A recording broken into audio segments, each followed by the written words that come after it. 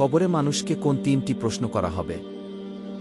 উত্তর: কবরে ফেরেশতা মুনকার ও নকির মানুষকে তিনটি প্রশ্ন করবেন। তোমার রব কে? তোমার ধর্ম কি? তোমার নবী কে?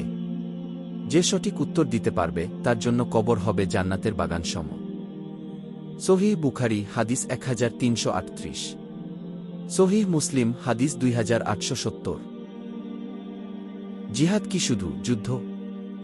উত্তর: না, জিহাদ মানে শুধু যুদ্ধ নয়। জিহাদ হচ্ছে নিজের খারাপ প্রবৃত্তির বিরুদ্ধে লড়াই, অন্যায় ও মিথ্যার বিরুদ্ধে দাঁড়ানো এবং ইসলামের জন্য ত্যাগ স্বীকার করা। এটাই প্রকৃত জিহাদ। সূরা হজ্জ আয়াত ৭৮, সহিহ বুখারী হাদিস 2797। কোন কাজ আল্লাহ কখনো ক্ষমা করবেন না?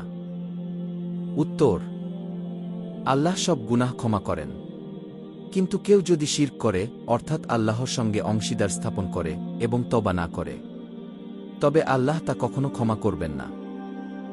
সূরা আন-নিসা আয়াত ৪৮। ইসলাম সম্পর্কে জানতে সাবস্ক্রাইব ও বেল বাটনে ক্লিক করে আমাদের সাথে থাকুন।